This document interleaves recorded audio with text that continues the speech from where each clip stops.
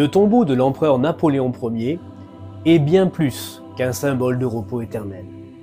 Il incarne la grandeur, raconte une épopée, des victoires, et il constitue un héritage impérissable. Regardons-le de plus près pour en découvrir ses nombreuses références.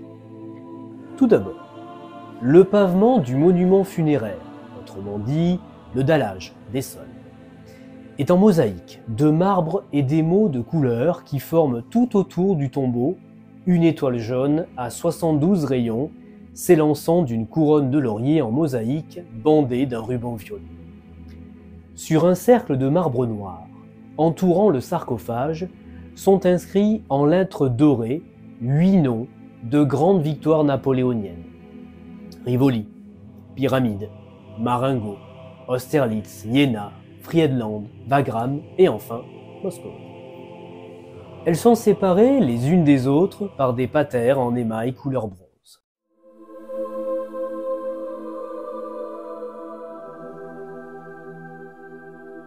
Venons-en à présent à cet imposant sarcophage de quartzite rouge de Kostchoka, mesurant 4 mètres de long pour 2 mètres de large et s'élevant à près de 5 mètres de haut sur un socle de granit vert des Vosges.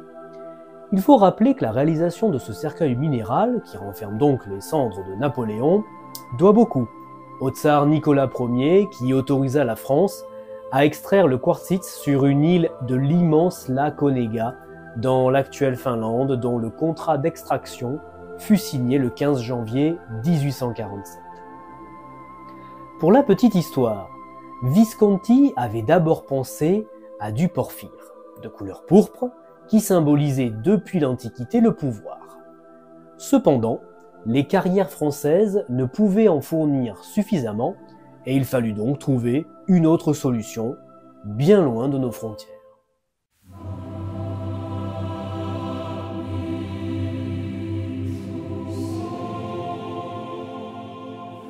Le sarcophage de Napoléon se compose en réalité de 4 blocs.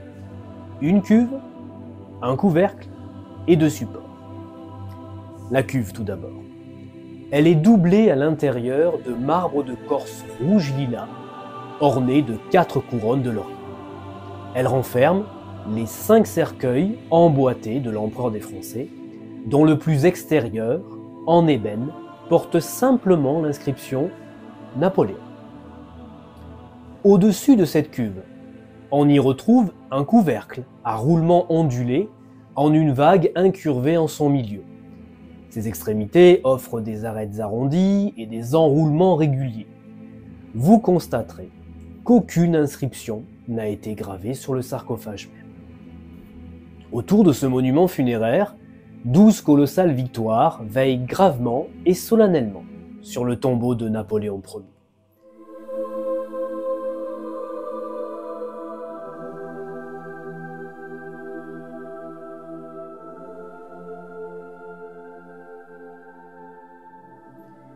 Ces figures féminines, ailées, mesurant plus de 4 mètres de haut, sont l'œuvre du sculpteur James Pradier, inspirée par celle de l'Érectéion sur l'acropole d'Athènes.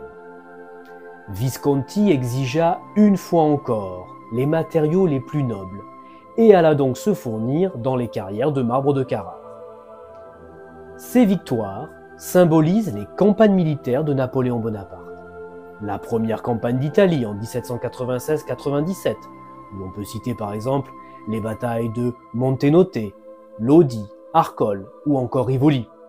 L'Égypte en 1798-99, avec la bataille des Pyramides ou encore d'Héliopolis. La deuxième campagne d'Italie en 1800, citons Montebello, Marengo. L'Autriche en 1805, avec l'éclatante victoire d'Austerlitz.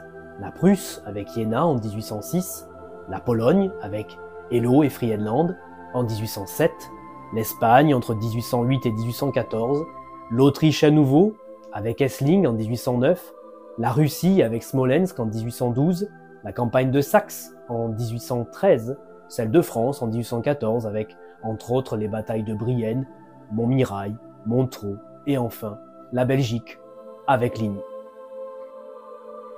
De style antique, ces victoires sont drapées d'un vêtement long, les bras placés le long du corps, chacune porte dans ses mains un ou deux attributs militaires.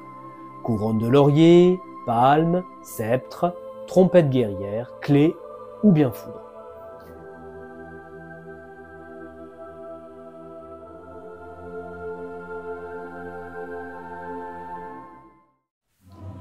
Enfin, le tombeau de l'empereur Napoléon Ier est entouré par une galerie circulaire couverte, décorée de 10 bas-reliefs. Ceux-ci sont mis en valeur de manière extrêmement préparée. Un faible éclairage naturel, renforcé par pas moins de 12 lampes funéraires en bronze à 4 branches, qui rappellent celles en terre cuite trouvées à Pompéi. Ces bas-reliefs exaltent, dans une esthétique formalisée, les réalisations civiles de Napoléon Bonaparte, que je vous propose de découvrir dans une prochaine vidéo.